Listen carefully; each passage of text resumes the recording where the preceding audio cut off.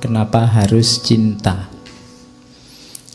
Itu kalimatnya saya copy paste. Apabila engkau hendak bebas, jadilah tawanan cinta. Satu-satunya relasi. Kita ini kan manusia ndak.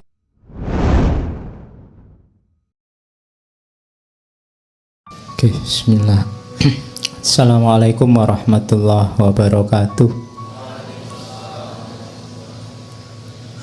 Bismillahirrahmanirrahim. Alhamdulillahirabbil alamin. Wa bihi nasta'inu ala umurid dunya waddin. Allahumma sholli wa sallim wa barik ala habibina wa syafi'ina Sayyidina wa maulana Muhammadin wa ala alihi wa ashabihi wa man tabi'ahum bi ihsanin ila yaumiddin. Bismillah. Mari kita mulai lagi ngaji filsafat kita setelah libur selama kurang lebih 1 bulan. Alhamdulillah ya ada liburnya,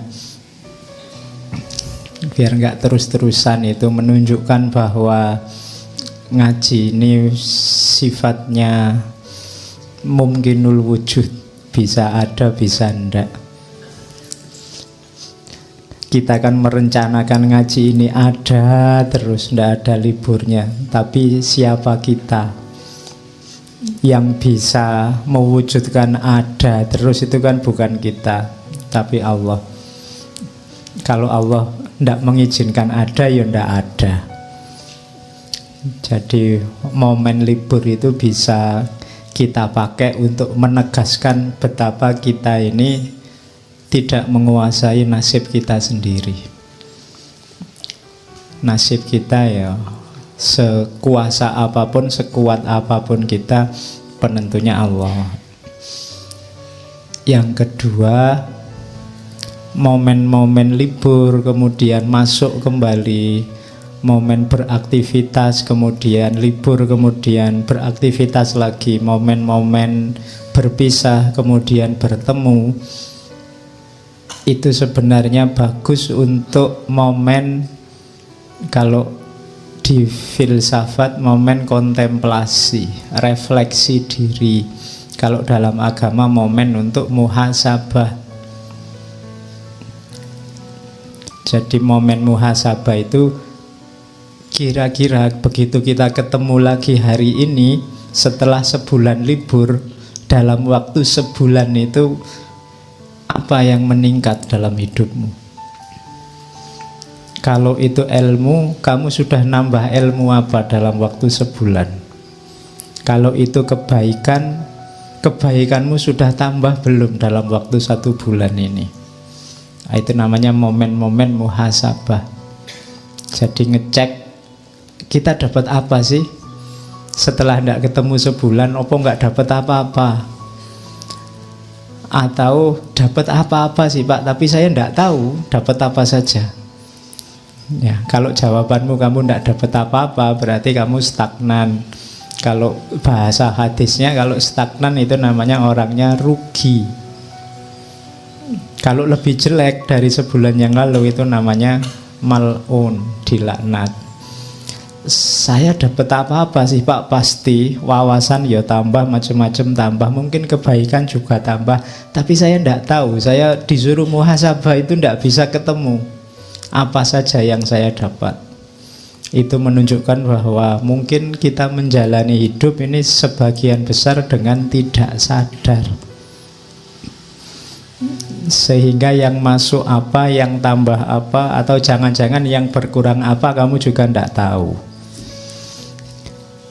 Nah itu makanya enaknya itu kalau ketemu teman lama, tiba-tiba ketemu, kan kamu biasanya takut ditanya sudah kawin belum, sudah lulus belum, itu kan gak enak.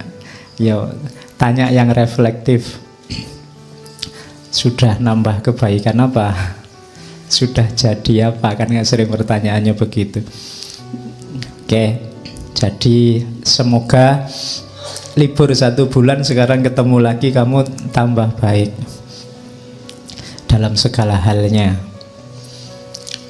Malam ini kita mulai, meskipun bulan ini kita hanya dapat 2 hari Rabu, kita ambil tema cinta ilahiyah, mahabbah. Cuma saya tidak ngambil teori, saya ambil dari novel-novel besar dalam sejarah Islam. Yang nulis juga para sufi.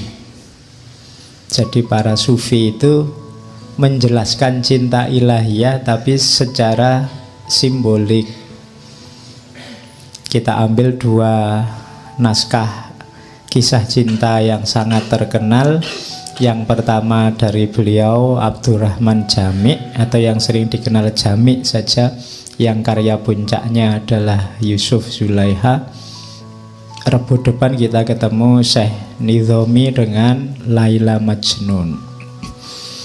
Jadi kalau melihat latar belakang pengarangnya, tidak mungkin dia cuma ingin cerita cinta-cintaan anak muda, laki-laki perempuan, cinta yang erotis, pasti tidak itu tujuannya. Kemungkinan paling besar adalah sebenarnya mereka ingin menceritakan atau paling tidak menanamkan atau mengajarkan mahabbah, cinta ilahiyah, cuma secara simbolis. Makanya kita pakai judul alegori. Oke, malam ini kita ketemu beliau Abdurrahman Jami, Nuruddin Abdurrahman Jami. Beliau ini lahirnya 1421, nanti meninggalnya 1492. Tergolong sufi-sufi agak belakangan. Cuma beliau ini nanti punya gelar Khotamus Syu'ara. Kalau Ibnu Arabi kan Khotamul Auliya. Kalau Nabi Muhammad Khotamul Ambiya. Nah, Jami ini dikenal sebagai Khotamus Syu'ara, pemuncaknya para ahli syair, karena beliau ini pujangga besar pada zamannya. Jami itu nama tempat kelahiran sekaligus tempat berkarirnya, daerah Jam. Daerah Jam itu wilayah Khurasan. Nanti beliau juga tinggal di Herat. Kalau hari ini wilayah-wilayah itu adanya di daerah Afghanistan. Cuma zaman itu masuk imperium, masuk daerah Persia. Jadi nanti puisi-puisinya dikenal sebagai puisi-puisi dari wilayah Arab Persia. Jadi itu latar belakangnya. Ya, beliau termasuk penerusnya ajaran-ajarannya Ibnu Arabi. Meskipun nanti beliau juga sempat kuliah di Nizamiyah. Jadi dan punya spesifikasi keahlian di bidang sastra. Yusuf Zulaikha ini salah satu karya puncaknya yang menjelaskan tentang sebenarnya maunya cinta ketuhanan.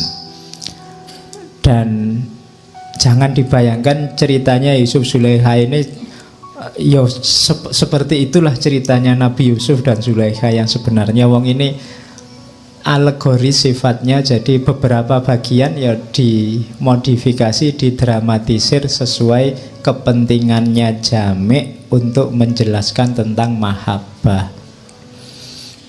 Jadi ya ndak persis seperti itu mungkin kejadiannya, tapi seperti itulah Jami menjelaskan tentang hubungan antara Yusuf dan Zulaikha. Tapi di situ banyak sekali simbol-simbol. Ya kalian yang harus memecahkan kode-kode simbol itu untuk tahu apa yang diinginkan oleh Jami dari cinta ilahiyah. Ya narasi ceritanya pasti terinspirasi oleh kisahnya Nabi Yusuf di Al-Quran, di surat Yusuf, surat ke-12 dari Al-Quran. Oke, jadi itu tentang Abdurrahman Jami. Karya-karyanya banyak, silahkan dijelajahi, sebagian besar sangat puitis. Yusuf Zulaikha ini termasuk jenis masnawi.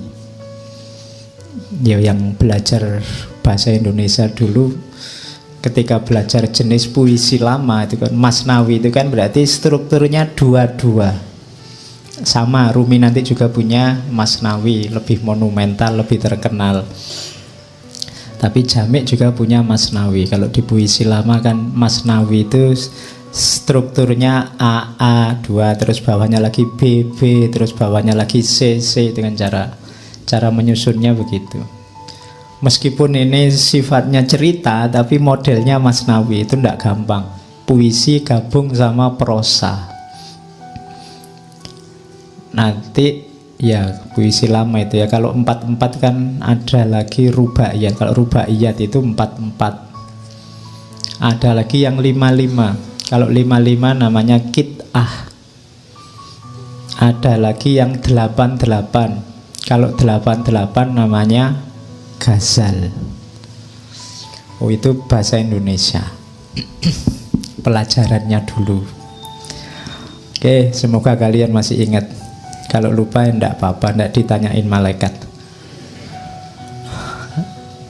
Oke, bismillah, kita mulai. Ya, saya bukanya tetap dari surat Yusuf ayat 12. 3 ayat pertama. Saya ambil 3 ayat ini karena ada beberapa kata yang menarik menurut saya. Kalau yang pertama alif lam ro itu tidak masalah, tilka ayatul kitabil mubin. Yang selanjutnya menarik, inna anzalnahu qur'anan arabiyyan la'allakum ta'qilun. Sesungguhnya kami turunkan Al-Qur'an dalam bahasa Arab supaya engkau berpikir. Ini ayat ini menarik, menjelaskan bahwa kenapa Allah menurunkan Al-Quran, supaya kita berpikir. Jadi Al-Quran itu harusnya menginspirasi kita, mendorong kita untuk berpikir. Jangan dipisah-pisah, jangan dipilah-pilah mana lebih penting, Quran atau akal. Tidak, dua-duanya penting. Adanya Quran membuat kita jadi berpikir. Terus kalau ini yang tentang kisahnya, nahnu nakussu alaika ahsanal qasosi bima auhayna ilaika hadzal Quran. Jadi kami kisahkan padamu ahsanal qasosi. Makanya di pengantarnya Jami itu kisahnya Yusuf Zulaikha itu disebut kisah paling baik, kisah paling agung, karena Quran sendiri menyebutnya ahsanal qasosi. Jadi cerita paling agung. Isinya ternyata kisah cinta. Nah, oke, ya terserah tafsirmu apa. Wong yang ngomong Quran sendiri bahwa ini adalah kisah ahsanal qasosi bima auhayna, melalui apa yang kami wahyukan padamu lewat Al-Quran ini, hadzal Quran. Oke, jadi malam ini kita bertemu kisah paling luar biasa. Cuma ya karena ini sifatnya ngaji, saya tidak akan dongeng. Kamu sudah tahu rangkaian ceritanya. Saya hanya nyuplek bagian-bagian tertentu yang tak anggap penting untuk menjelaskan cinta ilahiyah. Jadi saya tidak akan dongeng ya. Khawatirnya kamu tambah ngantuk. Mau saya ngomong gini aja kan kamu bolak-balik angop ngantuk. Apalagi aku dongeng. Oke. Saya buka-buka tulisan tentang jami'. Ada beberapa yang saya ambil menurut saya menarik. Nggak apa-apa ya, saya bawa ke sini. Ada munajatnya jami' itu mungkin cocok untuk kita pakai hari ini. Ini munajat sekaligus doa. Katanya jami', ya Robbi, ya Tuhanku, jauhkanlah kami dari perbuatan menghabiskan waktu untuk perkara-perkara kecil yang tidak berguna. Tunjukkan kepada kami segala perkara menurut hakikatnya. Angkatlah dari batin kami selubung ketidaksadaran. Janganlah diperlihatkan kepada kami barang yang tidak nyata sebagai barang yang ada. Janganlah kau biarkan bayang-bayang menutup batin kami, sehingga kami tidak dapat melihat keindahan-Mu. Jadikanlah bayang-bayang ini sebagai kaca yang melalui batin kami untuk menyaksikan-Mu. Itu kalau penyair itu kan berdoa saja rasanya indah.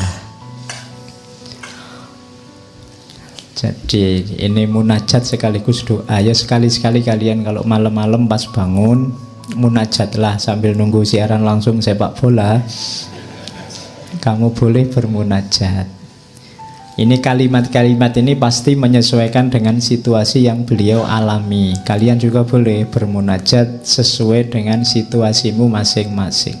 Munajat itu kan kayak orang sedang curhat sama Allah. Jadi bisa dilakukan, biasanya lebih enak malam-malam kalau sepi. Oke. Terus ada lagi munajatnya jami'. Jadi jami' itu kenapa tertarik dengan dunia cinta ilahiyah? Jadi ceritanya jami' ini pernah jatuh cinta.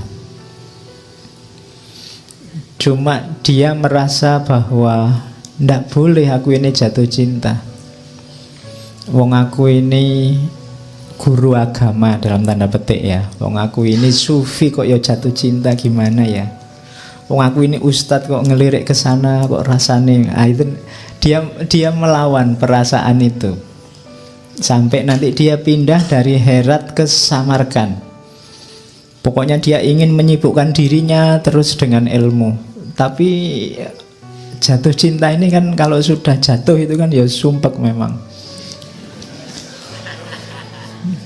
Loh, kamu sudah deklarasi pokoknya Pak saya kuliah enggak mau pacaran. Tapi kalau kamu sudah jatuh cinta, itu kalau kamu lawan itu lebih mengganggu kuliahmu. Loh iya, energimu untuk menghindari rasa itu besar. Jadi itu yang dulu dilakukan oleh jami'. Sampai kemudian tiba-tiba dia merasa didatangi oleh seorang syekh sufi. Sebenarnya dia belum kenal, nanti beliau kejar syekh sufi ini, namanya Syekh Kashgori. Jadi dia merasa didatangi bayangannya Syekh Kashgori yang bilang, saudaraku, pergilah dan carilah seorang kekasih yang tidak mungkin bisa kau biarkan pergi. Itu mikir ya. Terus dipikir-pikir oleh jami' ya, ketemunya satu-satunya kekasih yang tidak mungkin pergi itu hanya Allah. Jadi Syekh ini menyadarkan jami', nanggung kalau kamu jatuh cintanya cuma sama perempuan. Rasa itu geserlah untuk mencintai yang tidak mungkin pergi. Nanti dari situ keluarlah puisinya yang sangat terkenal itu. Sang kekasih menyeru dari kedai minuman, datanglah. Lalu berilah aku anggur cinta, cawan demi cawan. Kubebaskan diriku dari belenggu, logika dan nalar, lalu ku mulai meratap dan menangis sampai bersatu. Dia meneruskan ajarannya Ibnu Arabi. Jadi puncaknya cinta, puncaknya pertemuan dengan Tuhan itu kan lenyapnya ego, lenyapnya diri. Itu nanti yang diberi nama macam-macam dalam dunia tasawuf, tapi intinya itu. Sering ya istilah simpelnya bersatu. Jadi satu. Kalau ada dua zat bersatu, yang satu wajibul wujud, yang satu mungkinul wujud, ya pasti aja yang sisa mungkinul wujud. Kalau setetes air bersatu dengan laut, ndak usah dicari lagi setetes airnya, yang ada tinggal lautnya. Jadi itu yang disebut bersatu. Dan sejak itu Jami' menyibukkan diri dengan dunia cinta ilahiyah. Sampai usia sekitar 80-an, nanti beliau, ini ada syairnya, waktu dekat-dekat merasa sudah saatnya mau berangkat bertemu kekasihnya yang sejati. Itu salah satu syairnya yang sangat terkenal juga sebelum beliau meninggal. Jadi katanya Jami', kecil ya itu tulisannya, tidak apa-apa, adalah memalukan bahwa hari-hari akan berlalu tanpa kita. Bunga-bunga akan mekar dan musim semi akan tiba. Musim panas, musim dingin, dan musim semi akan berlalu. Dan kita pasti akan menjadi tanah dan debu.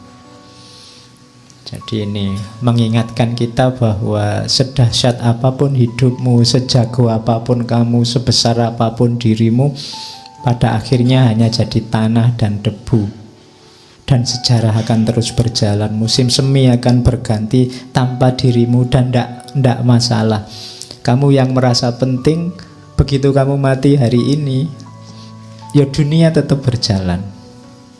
Kamu yang merasa besar, jangan dikira sebesar apa pengaruhmu, karena tidak ada kamu pun dunia juga berjalan. Jadi jangan overestimate dengan kehadiranmu di muka bumi ini. Ya, kadang-kadang kan kita kan ketika sibuk oleh satu hal, satu masalah, terpaku di situ terus, seolah-olah kalau urusan ini tidak beres dunia kiamat. Kehadiranmu juga begitu. Hari ini kan kita sering sibuk begitu. Makanya saya usahakan ngaji ini temanya ndak mainstream. Orang bahas apa, kita bahas apa. Jadi bahasa Jawa ini rada selinjo. Takutnya apa? Kalau kamu hanya asik bahas itu saja, jangan-jangan banyak hal penting lain yang terlewatkan. Jadi makanya tema ini macam-macam. Kadang tiba-tiba ngomong sufi, kadang tiba-tiba ngomong filsafat barat, kadang tiba-tiba ngomong itu, biar pikiran kita sadar terus bahwa sangat banyak hal yang penting, sangat banyak hal yang mungkin harus kita jelajahi. Tidak harus stres dengan satu masalah saja. Itu pelajaran dari munajatnya Jami'. Apapun yang terjadi, musim silih berganti, pada akhirnya kita hanya jadi tanah dan debu. Itu ceritanya Jami'. Oke, bismillah. Ini saya potong dari pembukaan Yusuf dan Zulaikha. Kenapa harus cinta? Itu kalimatnya saya copy paste.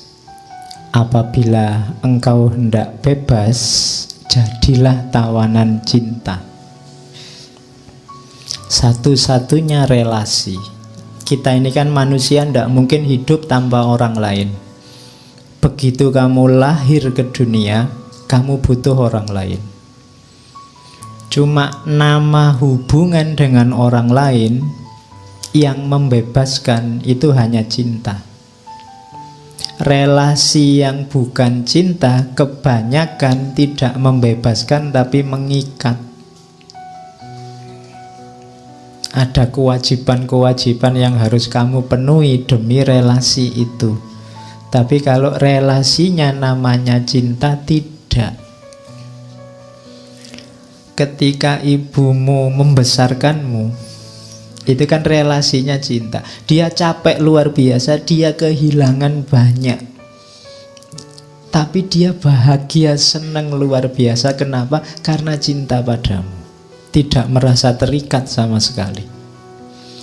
Sama kayak kamu kalau punya pacar itu loh, mbok kamu disuruh bangun pagi, jemput, nganter kuliah, disuruh, lo iya kan, hujan-hujan disuruh apel, berat lo itu. Tapi kan kamu menjalaninya dengan senang, tidak merasa terikat, tidak merasa terbebani.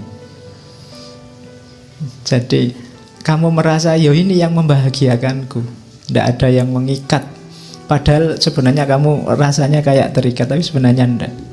Maka katanya Jami' di awal-awal Yusuf dan Zulaikha itu, jika engkau ingin bebas, jadilah tawanan cinta.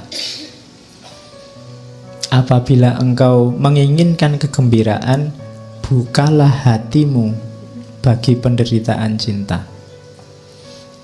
Ini kayak paradok ya. Kalau kamu ingin seneng, masuklah ke dunia cinta yang penuh penderitaan. Loh, itu tadi kan penderitaan sebenarnya. Kamu harus jemput pagi-pagi, kamu harus apel malam-malam, hujan-hujan. Itu kan sengsara. Kalau diceritakan kan rasanya tragis.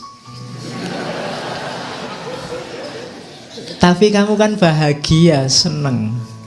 Kenapa? Karena ada cinta di situ. Gembira. Mungkin kamu menceritakannya sambil berbunga-bunga. Padahal kamu ya di Pulau Soro, nanti masuk warung kamu disuruh bayari. Tapi kamu kan bahagia, kamu milih nanti akhir bulan kamu ngirit daripada ndak bisa neraktir dia. Oh, itu kan kegembiraan. Dari anggur cinta datang kehangatan dan pesona. Tanpa cinta yang ada hanya kesusahan dan keakuan yang dingin. Jadi orang yang hidupnya tanpa cinta, isinya hanya kewajiban-kewajiban, isinya hanya ego, kepentingan diri sendiri dan nafsu.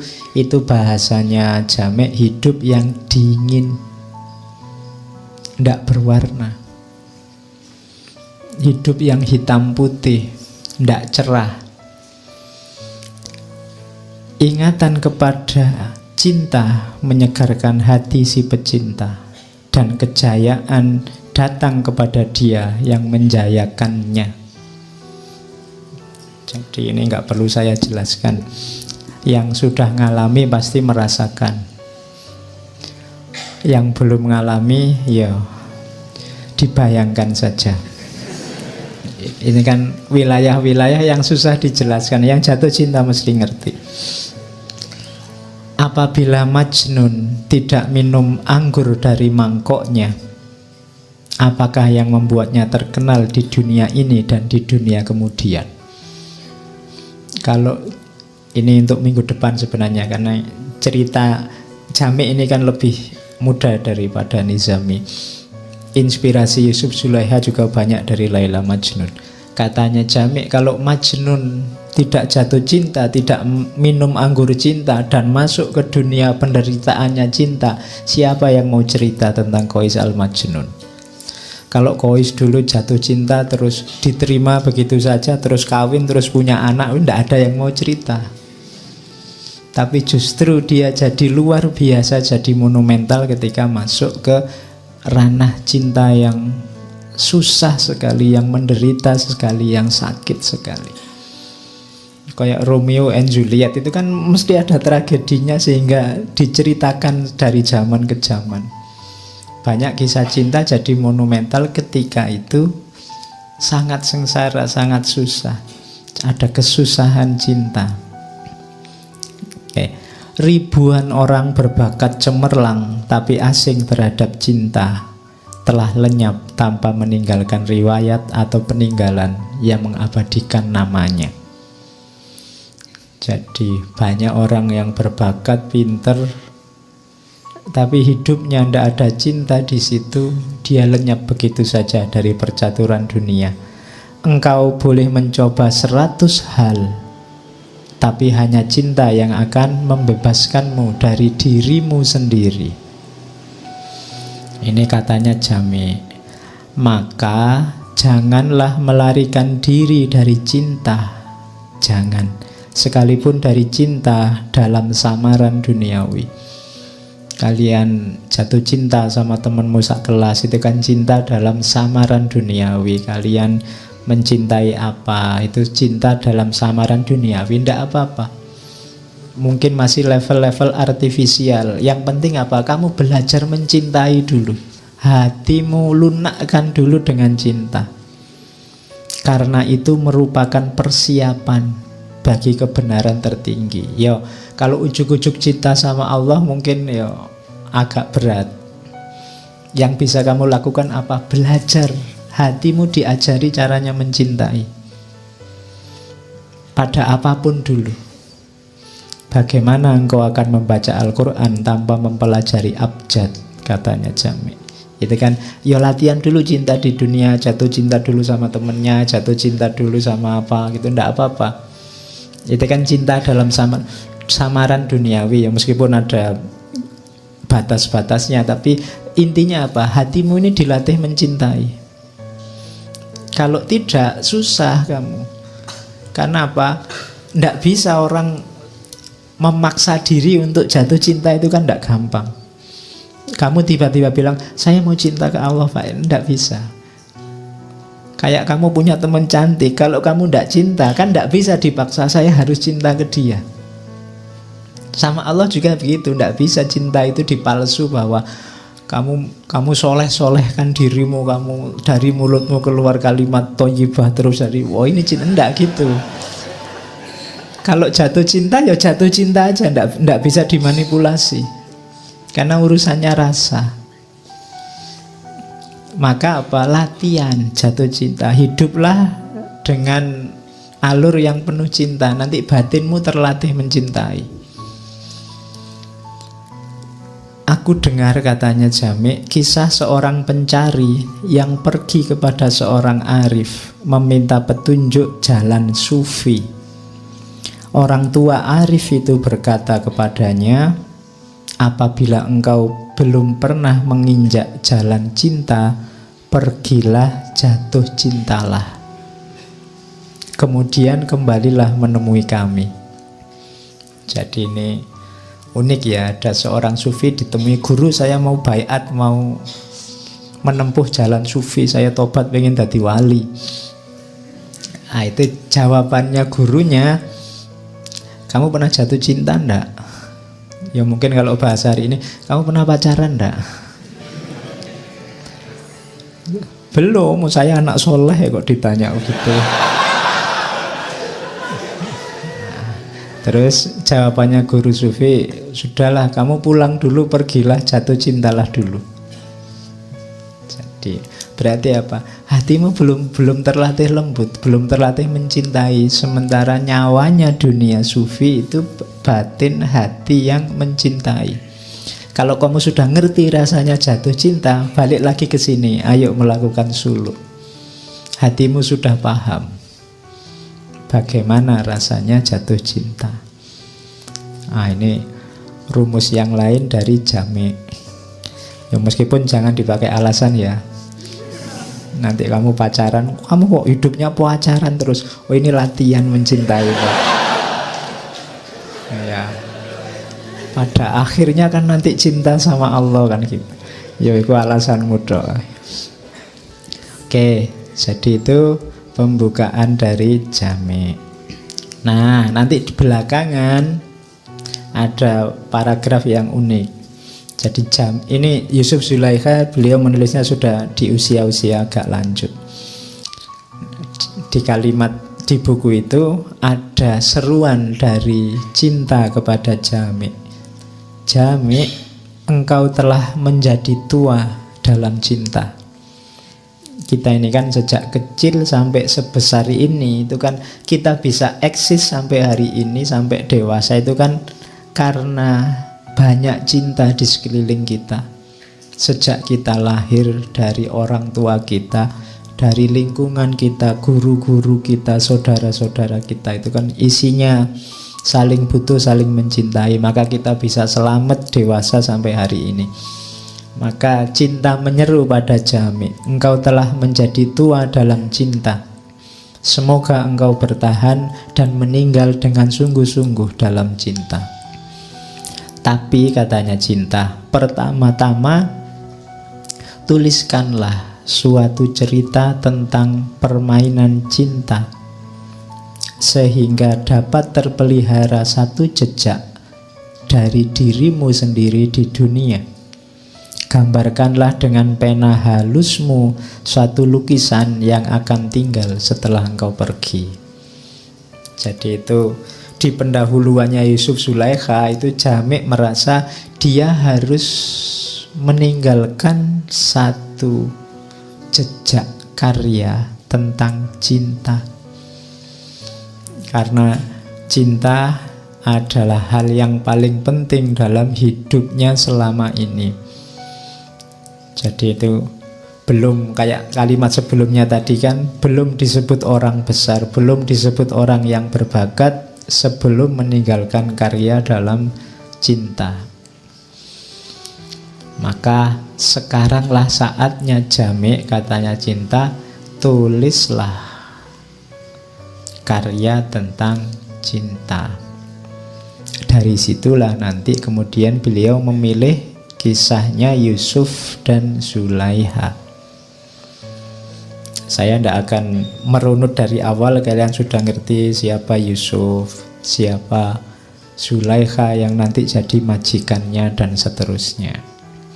Kalau di Jami', Zulaikha itu seorang putri yang sebelum beliau nanti jadi istrinya wazir di Mesir, sudah diperlihatkan keindahannya Nabi Yusuf. Jadi dia sudah jatuh cinta sama Yusuf sebelum ketemu. Ketemunya di mimpi. Nah, dia mimpi ketemu seorang laki-laki yang indahnya luar biasa. Ya, Nabi Yusuf itu kan bahkan di salah satu hadisnya katanya Nabi Muhammad kan, Nabi Yusuf itu yang memiliki separuh keindahan, separuh ketampanannya laki-laki. Jadi kalau ada orang kegantengan seluruh dunia dibagi dua, yang separuh miliknya Nabi Yusuf, yang separuh dibagi orang sedunia mulai Nabi Adam sampai kiamat. Ya. Loh, ilustrasinya Nabi Muhammad kan begitu. Nabi Muhammad cerita ketika beliau ketemu Nabi Yusuf di langit ketiga waktu Isra Mi'raj. Itu kan di langit ketiga ketemu Nabi Yusuf. Dan beliau menggambarkan dia, Nabi Yusuf itu punya setengahnya. Jadi artis-artis ganteng siapapun itu cuma petlian kecil-kecil dari gantengnya Nabi Yusuf. Karena Nabi Yusuf yang punya separuhnya. Yo, untungnya kita nggak ngalamin, ngalami kalah saingan kabeh kamu. Oke ya, saya tidak membayangkan hari ini nanti dia tiap hari masuk TV diteriaki sama ABG itu mesti. Zaman dulu kan ceritanya waktu diperlihatkan pada perempuan-perempuan bangsawan Mesir saat itu kan semuanya melongo sampai ngiris tangannya sendiri, tidak terasa. Itu kan saking kagumnya, saking takjubnya dengan ketampanannya Nabi Yusuf.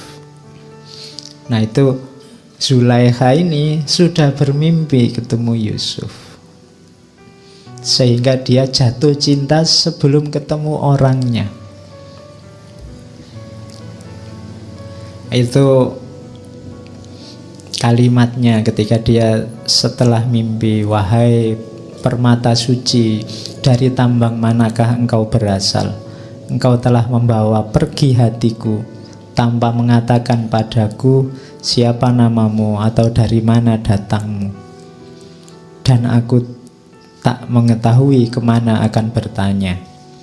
Aku tidak menghendaki siapapun tertimpa cinta seperti ini. Aku tidak memiliki hati dan tidak pula memiliki hasrat hatiku sendiri. bayanganmu telah muncul padaku dan merampas tidurku. Ia telah membuat air mata dan darah hatiku mengalir. Tubuhku yang tak terbawa tidur menjadi lesu, dadaku terbakar.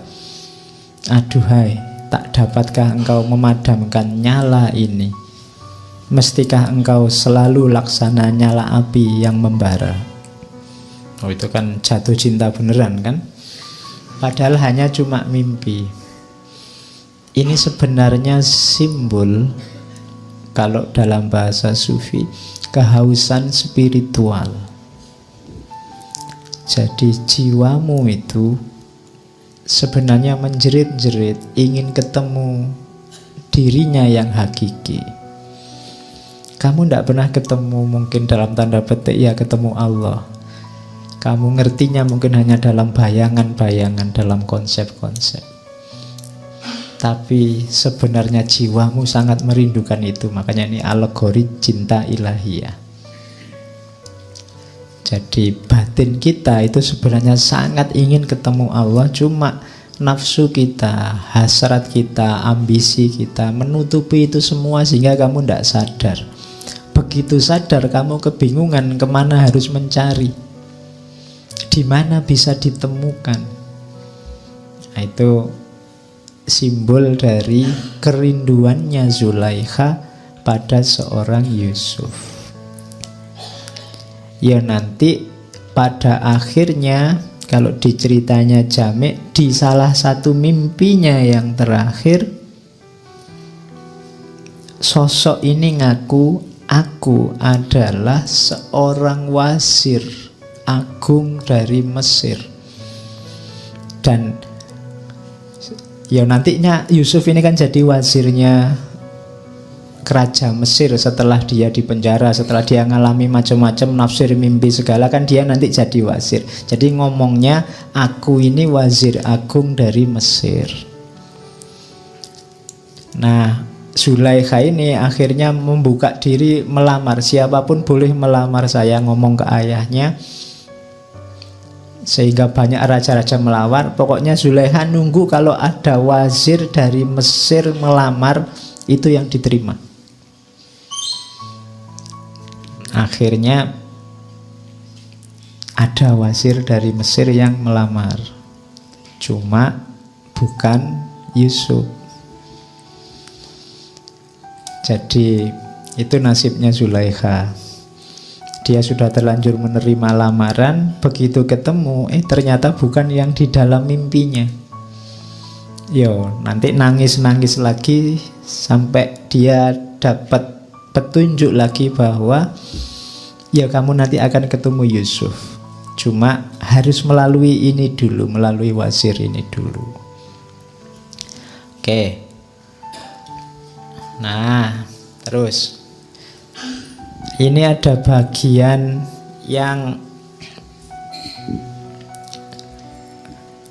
dari saya bilang tadi, ada suara yang mengingatkan Zulaikha. Dia sudah mau berontak, tidak mau dinikahi oleh wazir agung Mesir. Tapi terus dia dapat ilham, wazir agung Mesir itu bukan keinginan hatimu, akan tetapi tanpa dirinya engkau mustahil meraih dan mencapai tujuanmu. Bersabarlah, sebab engkau akan segera melihat ketampanan dan keindahan kekasihmu dalam hidup bersama sang wazir. Dan ini yang membuat Zulaikha, ya sudah kalau gitu dinikahi wazir, tidak apa-apa. Kalau di ceritanya Jami', dia mau dinikahi, jaminannya dia tidak disentuh. Ya, jadi Syih perawan, kamu mau ndak? Jadi itu janjinya dari wazirnya begitu. Jadi asal mau saya nikahi, ndak disentuh juga ndak apa-apa. Yang penting sudah punya Zulaikha. Nah, itu ini sebenarnya simbol. Jadi untuk ketemu Yusuf memang perlu melewati wazir agung. ada banyak wasilah yang kita butuhkan karena kelemahan kita untuk bisa langsung bertemu dengan Allah. Kita tidak sedahsyat para aulia, para kekasih Allah yang bisa anytime bertemu, bermuajahah, munajat sama Allah. Kita butuh banyak wasilah, termasuk kesehatan tubuh kita sendiri, termasuk kekuatan kita, termasuk dunia lingkungan sekeliling kita. Itu kan kendaraan-kendaraan, wasilah-wasilah. Iya, cinta itu di dalam batin, cuma menuju batin ini kan perlu banyak kendaraan. Kalau kamu sakit ya tidak jadi berjalan, kalau lingkunganmu nggak mendukung juga tidak jadi berjalan. Jadi kita butuh banyak kendaraan cinta. Nah, itu disimbolkan dengan Zulaikha yang harus kawin dulu sama Wazir Agung. Nanti setelah kawin baru bisa ketemu Yusuf. Oke, nanti benar dikawinin, dibawa ke Mesir, baru nanti ceritanya ganti ke Nabi Yusuf yang dimulai dari surat Yusuf tadi ayat keempat. Sejak Yusuf bermimpi cerita ke ayahnya, kemudian dicurangi saudara-saudaranya sampai dijual jadi budak. Dan rame sekali saat itu di pasarnya Mesir, ada budak baru yang gantengnya luar biasa. Semua orang rebutan pengen beli. Kalau di ceritanya Jami', sebenarnya yang memenangkan Yusuf itu awalnya rajanya Mesir, bukan wazirnya. Tapi Zulaikha yang saat itu sudah ngerti, dia kagetnya luar biasa waktu lihat budak itu ternyata seperti yang ada di mimpinya. Dia rela mengorbankan semuanya hanya asal dapat budak yang namanya Yusuf ini. Jadi akhirnya rajane ngalah. Yusuf dibeli si Wazir Agung ini. Dan nanti banyak perempuan yang lain yang wow waktu lihat Yusuf. Banyak yang pingsan. Ceritanya begitu. Sampai yang diceritakan oleh Jami', ada seorang perempuan namanya Basigho. Basigho ini perempuan kaya raya, bangsawan, cantik. Begitu lihat Yusuf dia pingsan. Dan dia rela menukar apapun demi dapat Yusuf. Oleh Nabi Yusuf, beliau dinasehati. Basigho ini perempuan ini yang nangis-nangis di depan Yusuf dinasehati. Katanya Yusuf, ketika engkau melihat keindahan dan kesempurnaan di dunia ini, yang demikian itu tak lain adalah sebuah tanda tentang Dia. Makhluk yang indah hanyalah sekuntum bunga mekar di taman Allah yang luas. Jika engkau punya mata untuk melihat kesempurnaan, maka engkau pasti memiliki pengetahuan bahwa apa yang engkau lihat tak lain hanya cermin yang memantulkan gambaran wajahnya. Penampilanku juga adalah gambaran keindahan Allah sendiri. Namun engkau mesti tahu bahwa sebuah gambar akan memudar, sekuntum bunga akan layu, dan pantulan dalam cermin pun tertutup oleh cahaya yang hakiki. Hanya Allah sajalah yang hakiki dan abadi. Dalam hal ini, mengapa engkau membuang-buang waktumu untuk sesuatu yang ada hari ini dan akan lenyap esok hari? Pergilah langsung ke sang sumber tanpa menunda-nunda lagi. Jadi ini sebenarnya Jami' ingin ngajari loh, apapun manifestasi keindahan apapun di dunia ini, semuanya hanya bayangannya Allah. Kalau kalian mampu, ndak usah berhenti di bayangan, langsung ketemu aslinya. Kayak dulu waktu kita ngomong Ghazali kan, kalau kamu cinta sama yang indah-indah, ketahuilah yang maha indah itu Allah. Kalau kamu cinta sama yang cerdas-cerdas, yang pandai-pandai, yang pinter-pinter, yang maha tahu, maha pinter itu Allah. Kalau kamu cinta sama yang kuat-kuat, yang kuasa-kuasa, yang maha kuat, maha kuasa itu Allah. Yang lain hanya cerminannya. Nah ini Yusuf nasihati Baziko, loh kamu sampai segitunya padaku itu loh, aku ini cuma cermin, aku ini cuma gambar. Koyo TV kalau dimatiin sama yang punya ya hilang, pada saatnya juga habis. Sudahlah kamu ndak usah sampai termehek-mehek begitu sama aku, mungkin bahasa kasari gitu. Nah kalau dijamik, Baziko ini akhirnya sadar, oh iya ya, berarti selama ini aku salah dan hidupku sejak awal juga memang sudah salah. Akhirnya dia membuang semua hartanya, dikasih ke fakir miskin, hidup sederhana, kemudian uzlah, hidup hanya untuk Allah. Nah itu kisah perempuan yang dinasehati oleh Yusuf. Cerita yang berbeda dengan yang dialami nanti, ini masih panjang pengalamannya dengan Zulaikha. Jadi ternyata ada juga perempuan. Yo kalau memang laki-lakinya sengganteng itu sebagaimana ilustrasinya, kan tidak mungkin penduduk Mesir tidak heboh. Ya mesti heboh lah kalau ada orang gantengnya seperti itu, separuhnya dunia, ya mesti semua keluar ingin memiliki, ingin melihat. Yang menang ya yang punya duit, yang punya kuasa. Karena saat itu kan memang budak-budak itu kan untuk dibeli. Nah dari situ nanti mengalirlah cerita Yusuf, Zulaikha yang tidak nyambung karena Nabi Yusuf memposisikan dirinya hanya sebagai budaknya. Bila sebuah, dan ini sudah dekat sama Yusuf pun masih meratap. Kenapa? Wong tidak ditanggapi sama Nabi Yusuf. Susah ya. Sudah.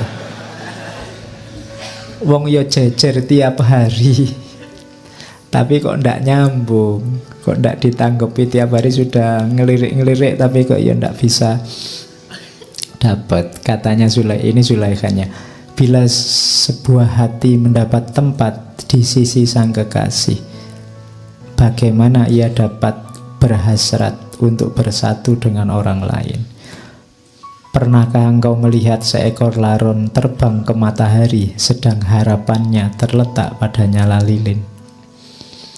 Adalah sia-sia menyebarkan 100 rangkaian semak harum di hadapan si pungguk, sementara ia hanya menginginkan nafas mawar yang segar. Sekali teratai disapu oleh kehangatan manisnya mentari, pernahkah ia mau menunjukkan suatu perhatian pada bulan? Apabila jiwa haus akan air jernih, apakah perlu manisnya gula? Jadi ini Zulaikha mengeluh, yang diinginkan Yusuf bukan aku. Dia sudah asik dengan kekasihnya sendiri, dengan Tuhannya sendiri. Dia tidak butuh aku lagi, meskipun kita dekat satu rumah. Jadi katanya Zulaikha, aku akui ia tak pernah tersesat jauh dariku, tapi tak pernah pula ia menatap wajahku. Tidakkah patut diratapi kita berdiri menahan haus di tepi sungai, sementara air itu tak pernah mampu memuaskan hausku? Ketika pandanganku dinyalakan oleh keindahan yang bersinar, ia menghindari mataku dan memandang teguh ke kakinya. Jadi berarti Nabi Yusuf itu selalu menunduk, tidak pernah mau memandang wajahnya Zulaikha. Bukanlah aku hendak menyalahkannya atas hal itu, karena kakinya jauh lebih indah daripada wajahku. Oh, iya ya. Jadi minder iki Zulaikha. Apabila aku melihat kepadanya dengan mata terbuka lebar, ia hanya menunjukkan padaku pandangan segan, sungkan. Aku tak dapat menyalahkan atas hal itu pula, karena aku tahu bahwa tak ada perbuatan salah yang ia lakukan. Lidahnya tertutup rapat, maka apalagi yang dapat aku lakukan selain meminum darah hatiku sendiri. Iya, ngenes ya. Oke. Melihat bibirnya membuat mulutku bergetar dan mengalir air mataku. Aku cemburu bahkan kepada lengan bajunya yang dapat menyapu tangannya, serta pada ujung jubahnya yang menyapu debu di kakinya. Oh. Oke, kalimatnya puitis ya. Udah cemburunya sama bajunya. Enaknya jadi jaketnya bisa memeluk dia, enaknya jadi itu kan. Oh, itu kalimatnya Zulaikha. Jadi dia dekat tapi tidak bisa memiliki. Bahkan di Jamik diceritakan pokoknya semua pelayan, termasuk yang cantik, yang paling cantik, yang biasa disuruh melayani Yusuf dan dekat-dekat sama Yusuf. Terus Zulaikha pesan, nanti kalau Yusuf tertarik pada siapapun di antara kalian, ngomong padaku. Jadi Zulaikha ini punya rencana, nanti biarlah Yusuf jatuh cinta, suka sama salah satu pelayan ini, nanti malam-malam biar Yusuf diundang ke kamarnya, tapi Zulaikha yang di dalam. Sampai begitu. Nah, cuma sampai nanti ada cerita yang terkenal sekali dalam Al-Quran itu kan, Nabi Yusuf dijebak di dalam kamar, kemudian diajak. Saya tidak bayangkan kalau kalian ya. Ya, itu kan terkenal sekali. Saya ngambil dari Al-Quran itu kan, wa rawadathu allati huwa fi baitiha an nafsi. Jadi Zulaikha yang dia menginginkan orang yang tinggal di rumahnya untuk dirinya sendiri, wa ghallaqatil abwab, terus menutup pintunya, wa qalat haytalak, kemudian dia berkata ayo masuklah. Terus jawabannya Yusuf apa? Qala ma'adzallahi innahu rabbi ahsana maswai. Aku berlindung pada Allah dan sesungguhnya tuanku ini orangnya sangat baik.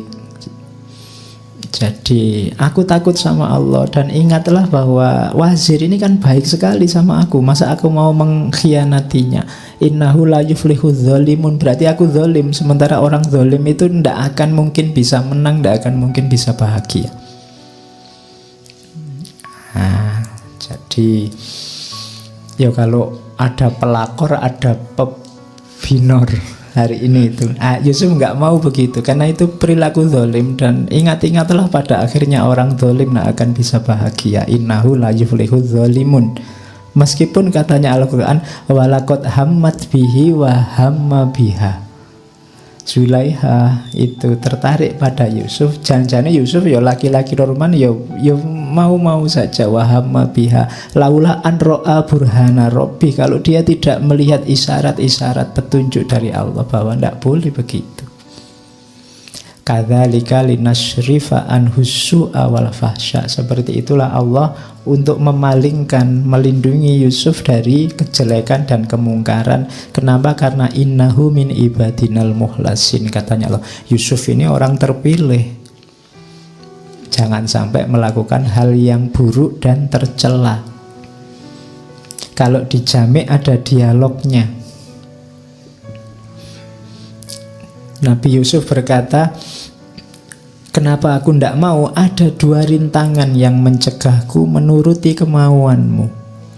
Yang pertama adalah gimana aku menjawab pertanyaan dari Allah? Yang kedua, bagaimana menghadapi wazir? Katanya Zulaiha, jangan bicara padaku tentang suamiku, sebab dibandingkan cintaku padamu, ia bukanlah apa-apa. Iya. Nah, enak ya jatuh cinta sama, jangan takut sama suamiku kan ngono. Karena dia merasa menguasai suaminya.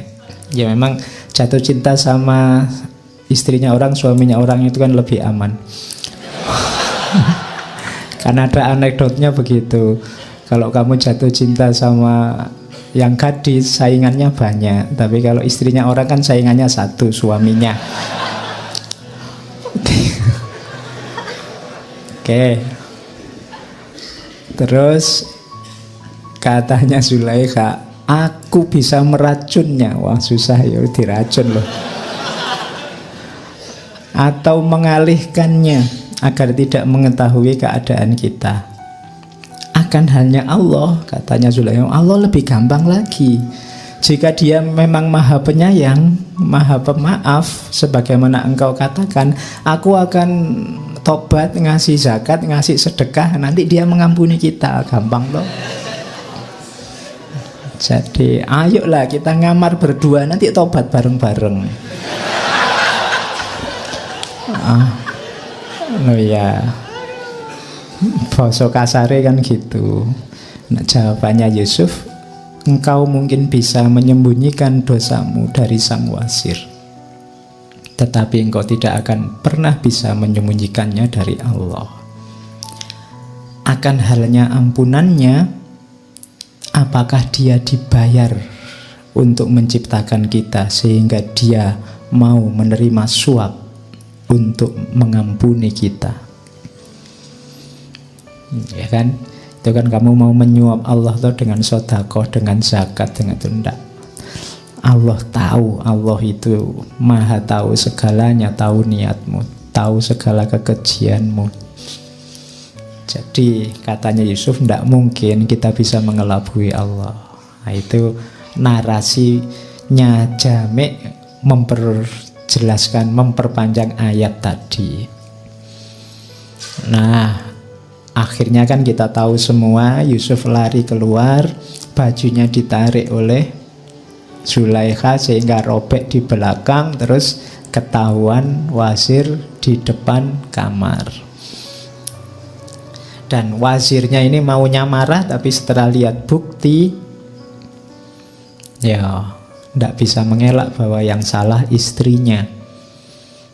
Terus berkembanglah isu, berkembanglah gosip kemana-mana bahwa istrinya wazir ini sungguh tidak tahu malu karena cinta sama budaknya sendiri, itu pun ditolak. Itu kan malunya luar biasa. Ya. Nah, terus karena itu Zulaikha untuk menghilangkan rasa malu, lo dianggapnya aku ini rendah, ayo sekarang semua tak tes. Akhirnya diundanglah perempuan-perempuan bangsawan ke rumahnya. Itu kan diceritakan oleh Al-Quran itu, falamma sami'at bimakrihina arsalat ilaihina. Saat tahu makar, tipu daya, gosip yang berkembang dari perempuan-perempuan di kota tentang dirinya, arsalat ilaihina, diundanglah perempuan-perempuan itu, wa a'tadat lahunna muttaka'an, disediakan perjamuan, wa atat kulla wahidati minhunna sikinan, setiap perempuan dikasih pisau. Waqalat, kemudian berkata pada Yusuf, ukhruj, waqalat ikhruj alaihin. Nah sekarang mereka sudah siap-siap makan, pegang pisau. Yusuf, sekarang kamu keluar, lewat di depan mereka. Falamma ra'ainahu akbarnahu wa qatta'na aydiyahunna. Begitu lihat Nabi Yusuf lewat, semua langsung wow, melongo, ndak sadar, sampai ngiris tangannya sendiri. Jadi kalau sampai ngiris tangan ndak sadar itu kan luar biasa. Biasanya kalau kamu nggak sadar disenggol, diiris baru sadar. Ini kebalikannya, saking ndak sadarnya ngiris tangannya ndak terasa. Jadi falamma ra'ainahu akbarnahu takbir. Takbirnya bukan untuk tawuran, untuk nyerbu, tapi untuk wah, jadi kalau lihat orang ganteng kamu bisa Allahu Akbar gitu.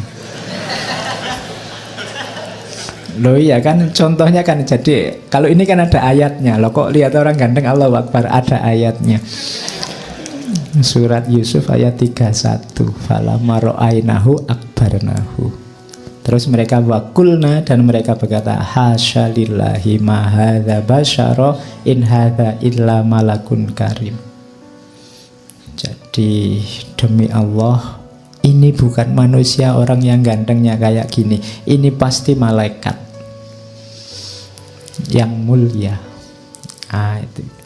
Jadi mungkin inilah ganteng yang tak terbayang, karena pokoknya saking gantengnya jadi orang sampai wow, tidak membayangkan hari ini seperti apa. Ini untuk membungkam mulutnya perempuan-perempuan Mesir saat itu. Lah kok aku digosipkan, katanya Zulaikha. Coba kalian sendiri lihatlah, kayak gini loh Yusuf. Apa ndak kelepek-kelepek kalian lihat kayak gini. Jadi sehingga terus rame orang sana, oh ya pantas jatuh cinta, makhluknya seindah ini. Itulah Yusuf. Dan cintanya terus berkembang. Ini yang membuat Zulaikha tambah lama tambah susah, yaitu kalimat-kalimat ratapannya panjang. Engkau adalah mata dan cahaya keindahan, hati dari yang sengsara.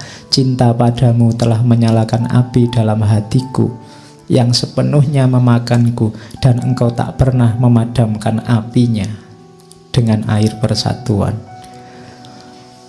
Engkau telah merobek hatiku dengan pedang kejam, namun tampaknya engkau sendiri seperti sama sekali tak peduli oleh kekejamanmu sendiri. Setiap saat engkau membawa kesedihan baru kepadaku. Oh, betapa aku berhasrat dengan nama langit agar ibuku tak pernah melahirkanku. Atau setelah lahir kiranya saja susu yang aku teguk diberi racun oleh pengasuhku. Ya gitu, saking sumpeknya. Ya, Zulaikha. Oke. Nah, ini di kota tetap rame. Kemudian jadi gosip terus-menerus, jadi fitnah terus-menerus. Zulaikha juga mendekati Yusuf terus-menerus. Nabi Yusuf juga susah. Akhirnya apa? Nabi Yusuf berkata, qala, berdoa pada Allah, qala rabbis sijnu ahabbu ilayya mimma yad'unani ilaih. Ya Allah, lebih baik penjara lebih aku sukai daripada apa yang mereka ingin aku lakukan. Wa illa tasrif anni kaidahunna asbu ilaihinna wa aku minal jahilin. Kalau tidak begitu, mungkin lama-lama aku tidak kuat, aku akan berpaling mengikuti tipu daya mereka. Wa aku minal jahilin, sehingga aku jadi orang bodoh. Karena digoda terus menerus itu kan ya cobaan luar biasa loh itu. Perempuan-perempuan cantik semuanya menginginkan Yusuf. Makanya Nabi Yusuf berdoa, Rabbi sijnu ahabu ilayya mimma yad'unani ilaih. Mending aku di penjara sajalah. Itu saya tidak tahu ada nggak orang laki-laki yang berani berdoa begini. Dan doanya dikabulkan. Nanti Nabi Yusuf akhirnya masuk penjara. Dianggap menimbulkan kekacauan. Ya mungkin karena kegantengannya. Ternyata ganteng itu menyusahkan ya. Oke, bersyukurlah kalian yang tidak ganteng. Leo kan sumpek kalau jadi ganteng dan cantik. Nah, Nabi Yusuf akhirnya di penjara. Cuma jangan dikira cintanya Zulaikha berhenti. Zulaikha nanti bikin ruang khusus, bikin kamar khusus dekat penjara. Ya. Dia bikin ruang yang bisa anytime melihat Yusuf. Cuma Yusuf di penjara itu kan kalau diceritanya Jami selalu bermunajat, selalu bersujud pada Allah. Dan itu yang terus diawasi oleh Zulaiha. Karena aku tak pantas melihatnya dalam penjara, aku puas melihat hubungan yang menaunginya. Jadi lihat atapnya penjara saja sudah alhamdulillah. Karena Yusuf ada di situ. Bahkan memandang pintu dan dinding penjara membuatku bahagia. Karena di mana saja bulanku bertahta, di sanalah terdapat keabadian surga. Betapa dia cemburu sama atap. Betapa betapa diberkati atap itu yang melayaninya sebagai naungan dari matahari dunia.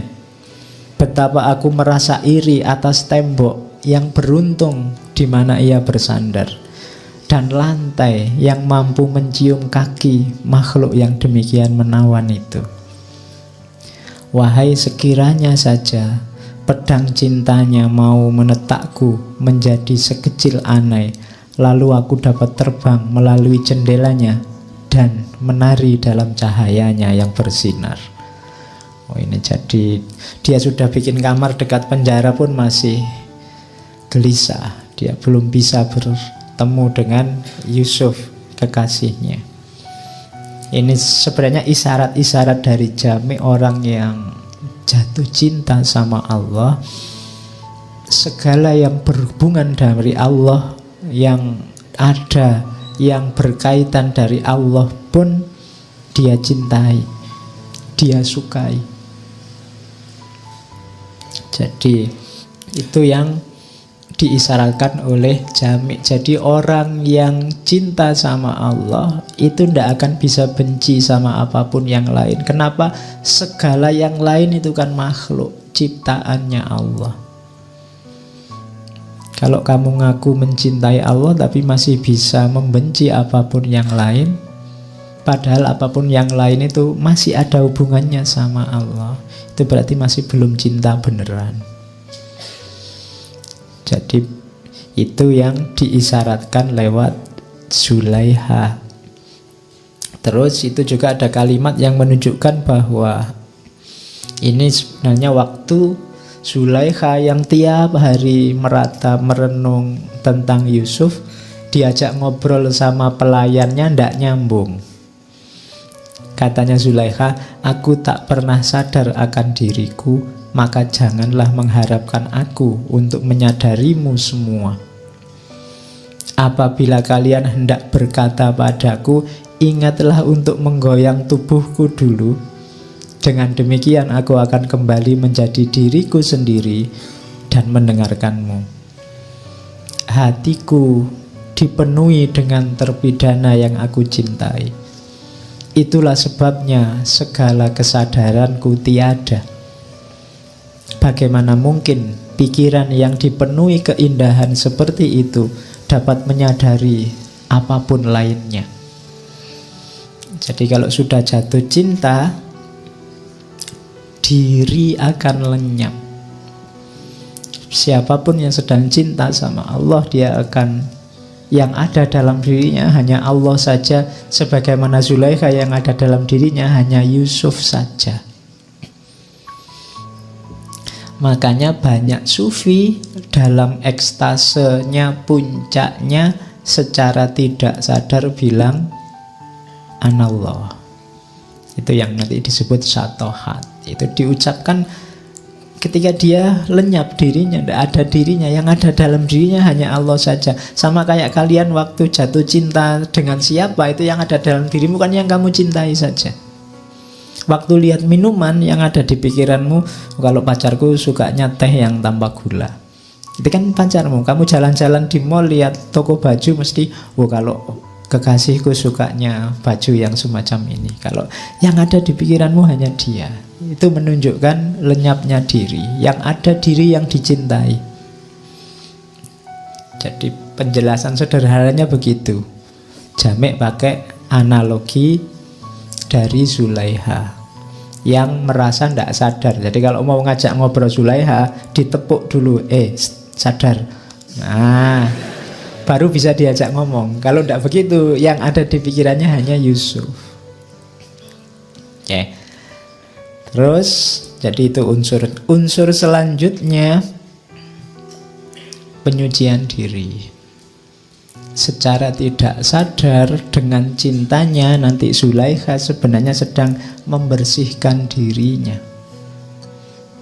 dari segala hal yang duniawi, bahkan dari egonya sendiri. Ini kan latihan yang luar biasa. Banyak orang susah untuk menaklukkan egonya.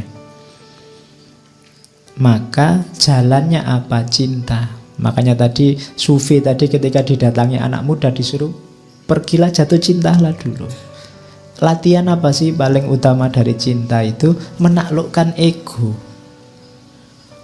Orang yang cinta itu pasti tidak egois, tidak berpikir tentang dirinya, yang difikirkan yang dicintai.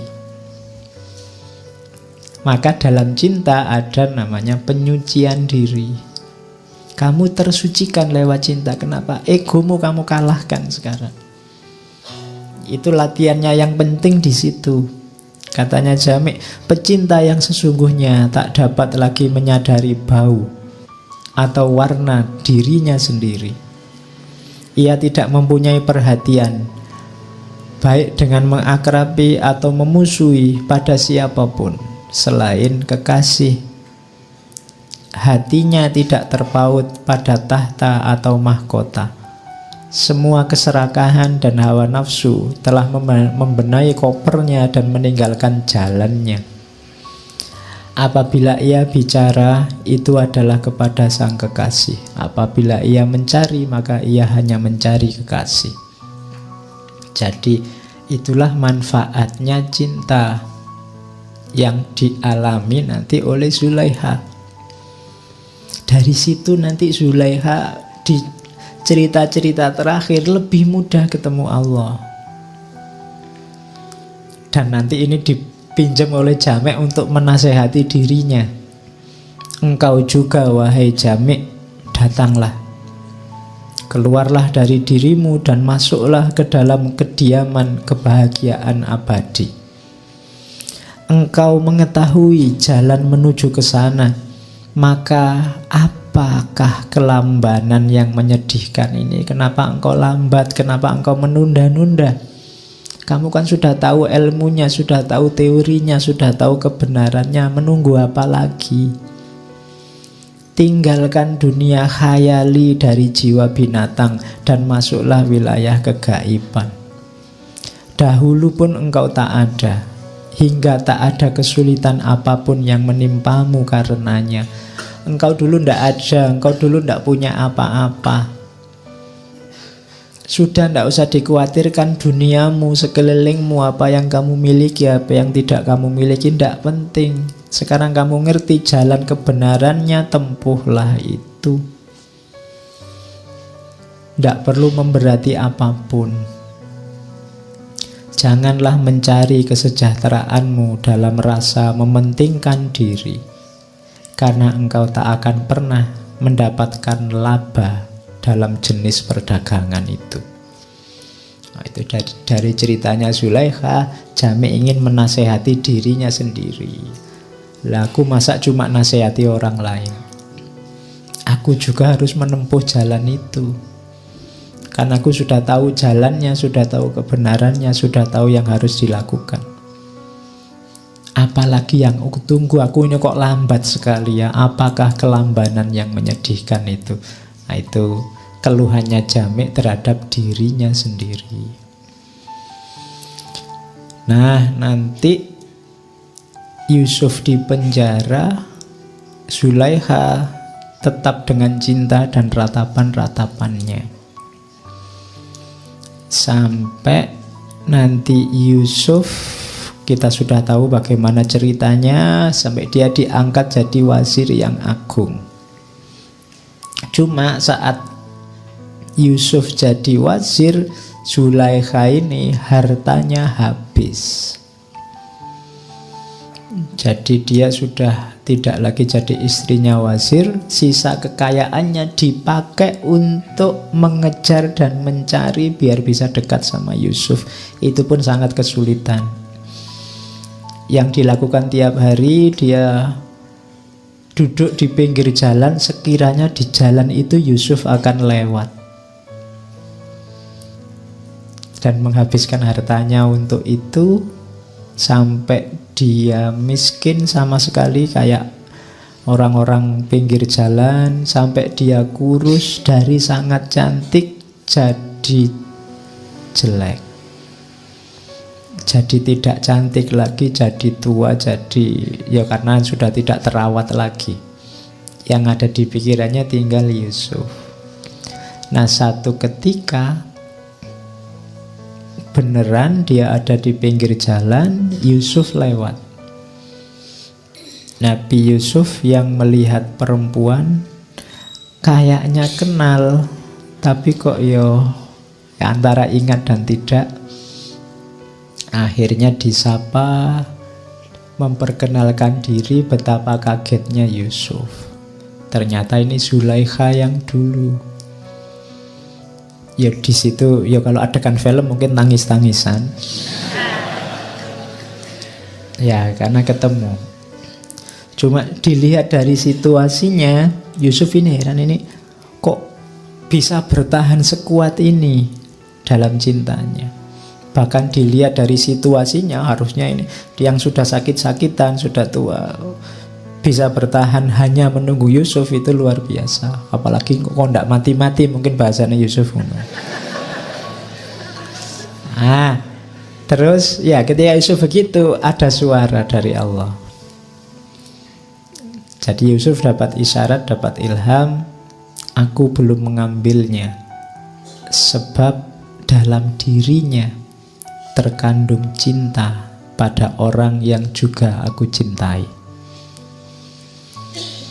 Siapa yang akan mengizinkanmu untuk mematikan kuntum mawar di tamanku dan menginginkan kehancuran salah seorang kekasihku?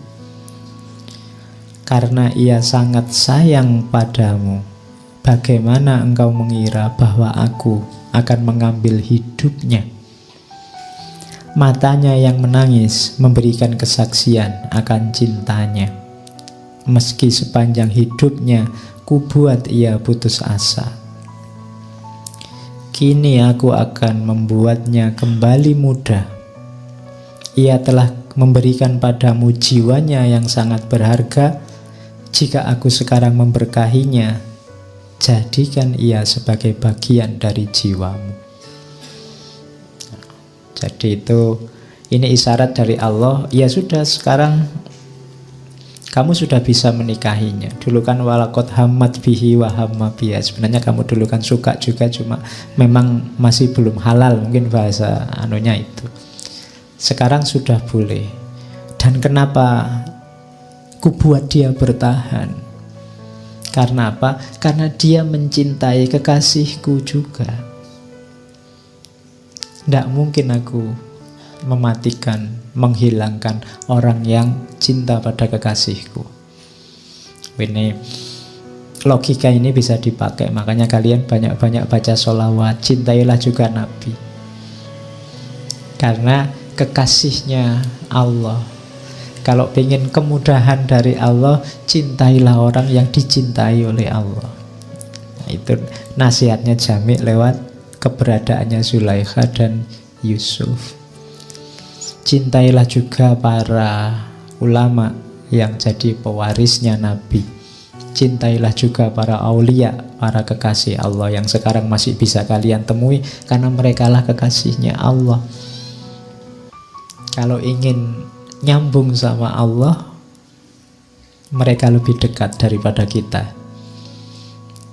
Jadi dekatilah mereka, maka Allah juga akan mencintai kita.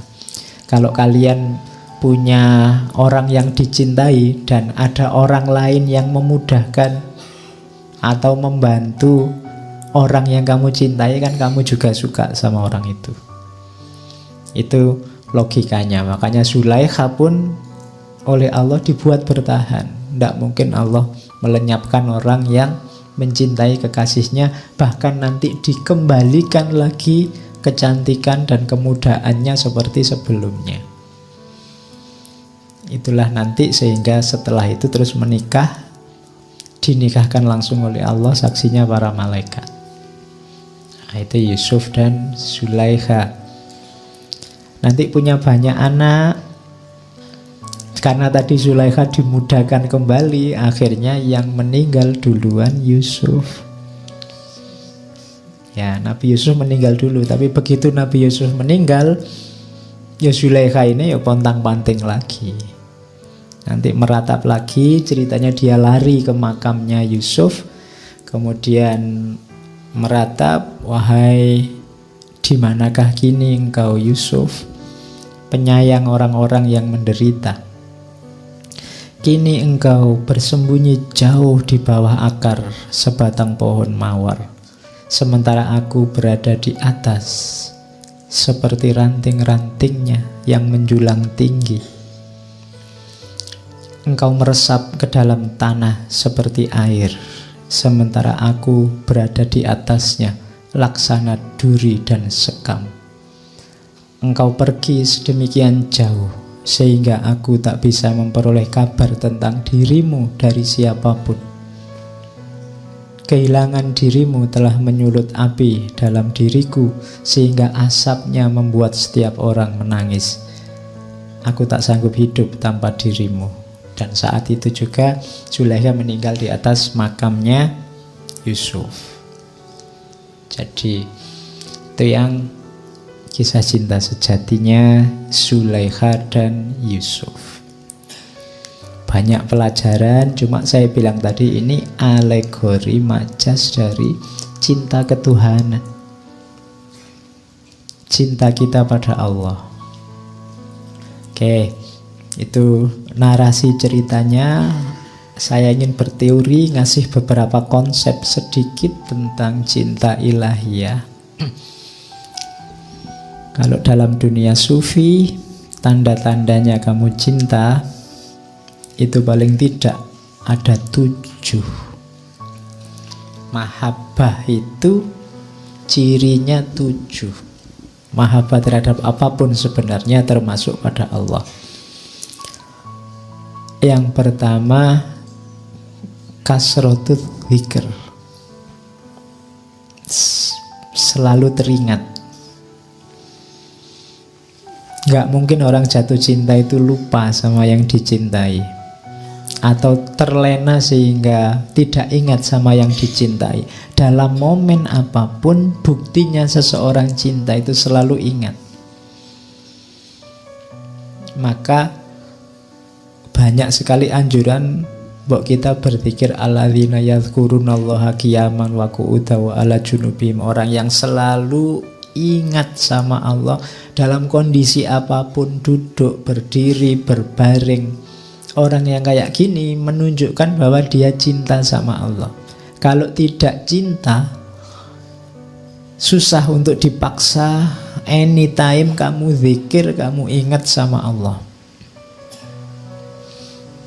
Saya ingin zikir terus Pak, mulut saya akan mengucapkan subhanallah, subhanallah terus. Iyalah, pas lagi ingat, nanti sebentar lagi ketemu siapa, lihat apa, lupa lagi. Kenapa? Karena tadi dasarnya cuma dipaksa. Tapi kalau sudah jatuh cinta, tidak ada yang nyuruh, ingat sendiri. Jadi cirinya cinta itu kasratul dzikr. Jadi kalau pasanganmu memang cinta padamu, tidak perlu kamu tanya, kamu ingat aku enggak? Mesti ingat. Kamu kangen aku enggak? Mesti kangen, enggak usah ditanya. Kalau mendadak diingatkan, mbok jangan lupa padaku, itu belum cinta. Jadi pasti ingat. Yang kedua, ijab, kagum. Di antara modalnya orang bisa jatuh cinta itu ada yang dikagumi dari yang dicintai. Pasti orang yang jatuh cinta menganggap ada yang istimewa dari yang dicintai. Kalau tidak, dia tidak akan jatuh cinta. Kalau ada yang tanya, pacarmu kayak gimana? Alah, biasa, tidak ada istimewanya. Nggak mungkin begitu. Kalau jatuh cinta pasti ada sisi yang menarik yang membuat dia, makanya tadi jatuh tadi kan namanya ijab. Pasti ndak biasa. Kalau ngomongnya alah biasa-biasa aja kok Pak kayak yang lain, oh berarti kamu belum jatuh cinta itu. Itu paling kamu asal ndak jomblo gitu aja. Asal punya pasangan. Tapi yang jatuh cinta beneran pasti ada ijabnya, ada kagumnya, apalagi sama Allah. Jadi wow sama Allah. Oke, itu ciri kedua tandanya orang. Ciri yang ketiga ridho, rela. Jadi cinta itu rela apapun keinginan, apapun keputusan yang dicintai. Kalau sama Allah ya takdirnya Allah apa saja kamu terima. Itu menunjukkan kamu cinta. Tidak komplain, tidak mengeluh, tidak menuntut macam-macam. Ya sudah, kalau dikasih ini ya tidak apa-apa, dikasih segini ya tidak apa-apa, alhamdulillah saya terima. Itu menunjukkan kamu sudah cinta. Dan rasa rela itu tidak bisa dipaksa loh. Orang bisa bilang, iya Pak saya ikhlas kok Pak, tapi kalau tidak ikhlas beneran itu ya tidak iso ikhlas. Itu urusan rasa, bukan urusan mulut sama akal. Akalmu nyuruh kamu ikhlas, mulutmu bilang ikhlas, tapi kalau batinmu tidak ikhlas ya tidak sebenarnya. Mungkin ya terpaksa. Jadi ridho yang hakiki, yang dari batin, menunjukkan kamu cinta. Kemudian ada lagi tadkhiyah. Tadkhiyah itu mau berkorban. Tenaga, harta, waktu, apapun demi si dia. Itu menunjukkan mau berkorban. Tadi Zulaikha apapun diberikan untuk Yusuf. Sejak membeli Yusuf sampai terakhir semua hartanya habis. Itu menunjukkan benar-benar cinta. Kemudian yang selanjutnya khauf, rasa takut kehilangan, takut berpisah, takut jauh, takut pacarnya, kekasihnya tidak ridho, takut, itu khauf namanya. Kamu takut berpisah sama aku? Enggak, pisah sama kamu ya nyari yang lain. Itu namanya belum cinta.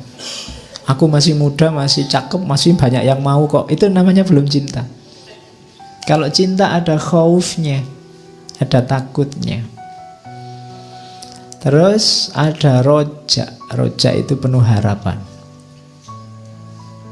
Jadi ada harapannya. Aku berharap kita selalu bersama. Aku berharap kita selalu dekat. Aku berharap kita tidak berpisah. Karena harapan. Aku berharap kita bisa bersama terus. Kemudian to'ah, patuh. Jadi tidak bantah. Itu namanya cinta.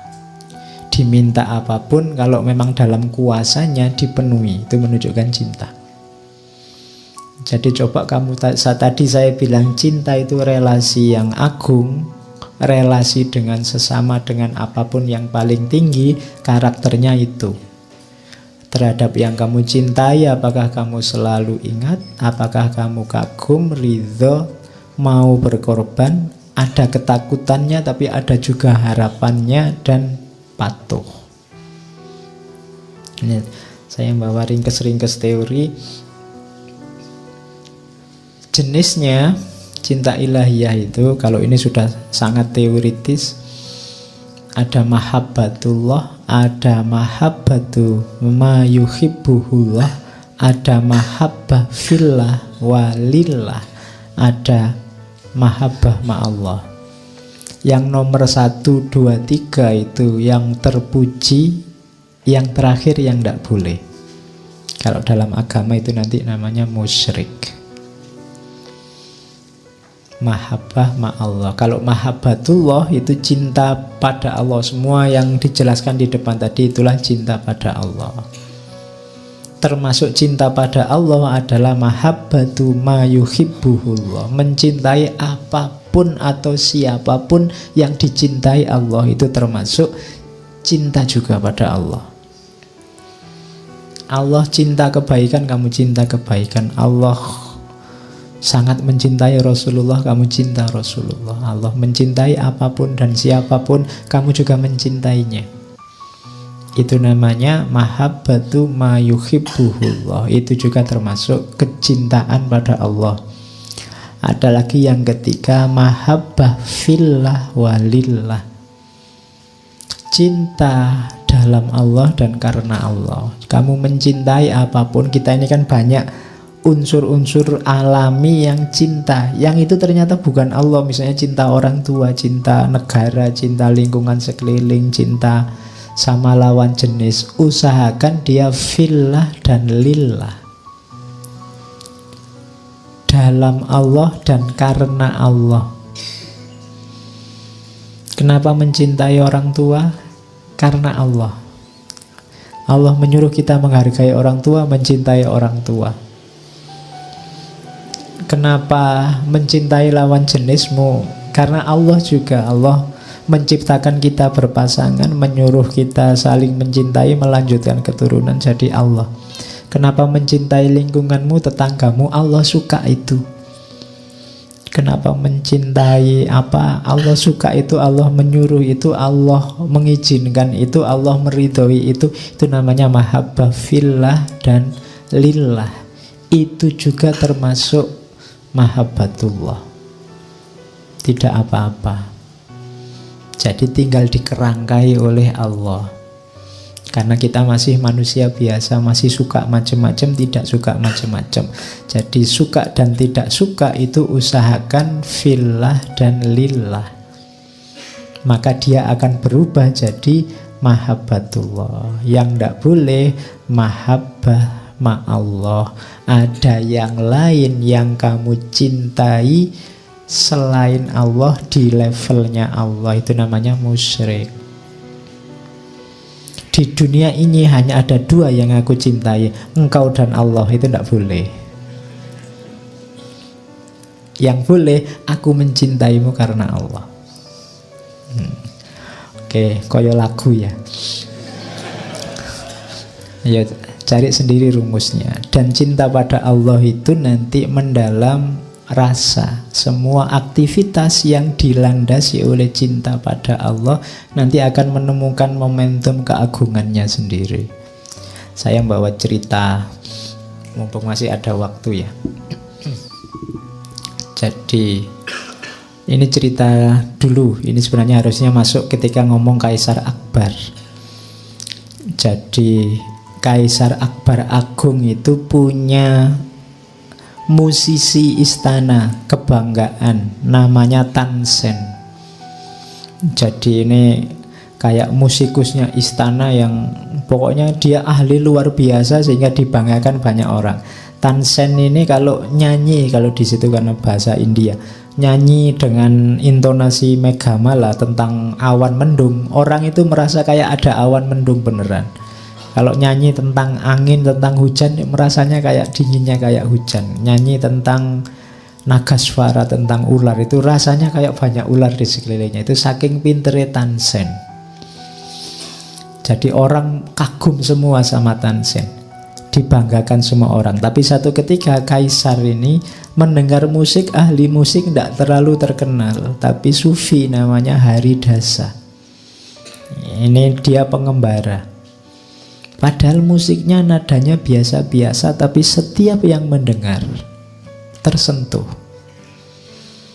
Kaisar tanya sama Tansen, musikus kebanggaannya ini, kenapa ya lagunya Haridasa itu kok lebih menarik, jauh lebih menarik dari semua lagu yang kamu nyanyikan? Padahal nadanya biasa, isinya biasa.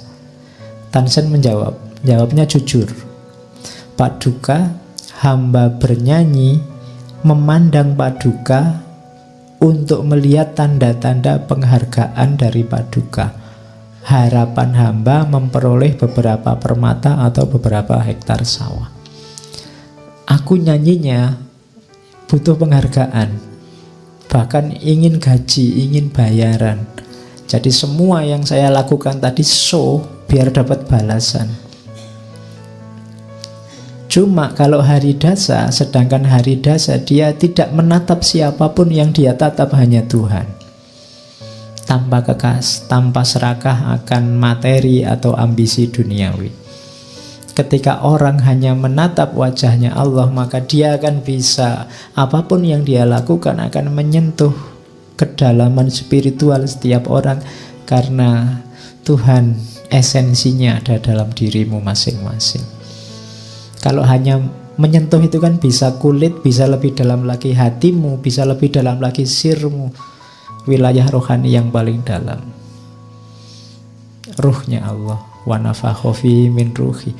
Jadi orang yang menatap itu hanya fokus ke situ, maka dia menyentuh bagian yang paling dalam itu. Rasanya memang lebih menyentuh. Itu yang membuat, coba rasakan, para ulama tertentu mungkin kalau ceramah, kalau ngomong tidak seatraktif ini, tidak sebanyak ini teori, isinya mungkin sangat sederhana, semua orang sudah tahu. Tapi kalau beliau yang ngomong, kamu tersentuh.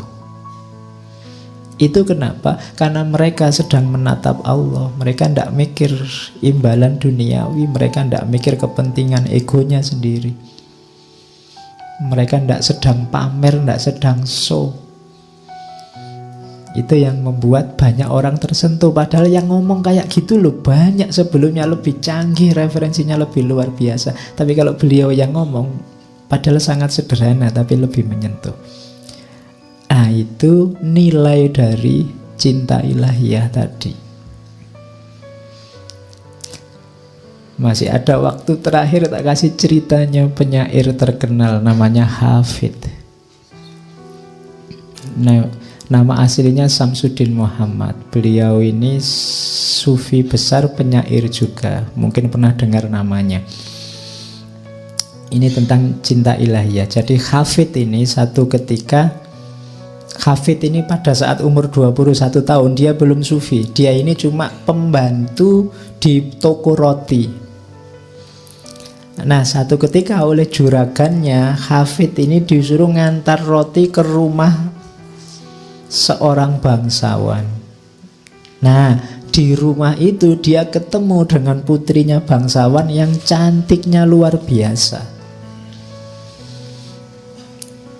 Yo, biasa lah ya kalau lihat perempuan cantik kan terus tertarik. Dan dia jatuh cinta sama perempuan itu. Waduh, kok ada perempuan cantiknya gitu. Dia terbayang-bayang terus. Nah, ya Hafid ini kan karena pinter, meskipun dia pelayan pembantu yang bikin roti, dia bikin banyak puisi. Nanti puisi-puisinya Hafid kan terkenal. Puisi-puisi cinta. Dan orang suka dengan puisi-puisinya Hafid nanti, sehingga dia nanti dijuluki pujangga, dijuluki penyair, meskipun nama aslinya Samsuddin Muhammad. Nah, ya meskipun cintanya ini agak susah nyambung, wong dia cuma pembantu toko roti, sementara yang ditaksir anaknya bangsawan yang cantik. Ceritanya Hafid ini hitam, pendek, jelek. Ya mungkin kalian lebih ganteng kalau dilihat pakai sedotan. Oke. Terus, nah, sampai Hafid ini wah ndak bisa ini jatuh cinta ini, tapi kok ndak mungkin. Akhirnya dia tirakat. Saya ndak tahu ada gak di sini yang pernah tirakatan ya. 40 hari 40 malam tirakatan deh. Ya mungkin dibaca wirid apa gitu. Di surat Yusuf tadi kan banyak ayat-ayat yang biasanya dipakai tirakatan untuk menjatuhkan hatinya perempuan. Oke, ya nanti boleh tanya kalau ada yang butuh. Nah, Hafid ini tirakat 40 hari 40 malam karena dia yakin kalau sudah tirakat ini mesti dikabulkan. Dan benar, di malam ke-40 malaikat datang ke hadapan Hafid. Malaikat ini siap, kamu ingin apa saja aku kabulkan, termasuk kalau hanya sekedar membuat perempuan itu jatuh cinta padamu. Tapi Hafid ini terpesona oleh kehadiran malaikat ini. Betapa indahnya malaikat ini. Kalau utusannya saja seindah ini, apalagi yang mengutus. Jadi kehadiran malaikat membuat Hafid lupa dengan misinya. Jadi waktu malaikatnya tanya, Hafid, kamu butuh apa? Apa yang kamu inginkan? Hafid bilang, aku ingin Tuhan, aku ingin Allah. Tidak jadi ingin perempuan. Akhirnya oleh malaikat, ya Jibril saat itu yang datang, Hafid ditunjukkan, datanglah ke guru sufi di Siraj, namanya Muhammad Attor. Guru sufi ini pekerjaannya tukang membuat parfum, dan nanti belajar dari guru itu nanti Hafid jadi sufi besar. Jadi cinta pada dunia, cinta pada perempuan, jatuh cinta pada lawan jenis yang kalau ditarik lebih jauh, kalau dasarnya memang tadi kecantikan, Allah lah yang paling cantik. Melihat malaikatnya saja Hafid terpesona. Maka Hafid bilang, kalau begitu saya revisi permohonannya. Ya, ndak tanggung-tanggung sekarang, aku jatuh cinta sama Allah, aku minta Allah. Dan oleh Jibril diarahkan, oke, kalau gitu datangi guru sufi ini, bergurulah ke beliau. Jadilah nanti Hafid sufi besar. Oke, saya kira itu untuk mahabbah ilahiyah, cinta pada Allah malam hari ini. Minggu depan kita lanjutkan dengan kisah yang lebih tragis lagi. Ya, kita, kalau ini kan cinta luar biasa dari seorang putri namanya Zulaikha. Minggu depan kita ketemu Qais al-Majnun yang lebih dahsyat lagi. Biar imbang, ada laki-laki, ada perempuan.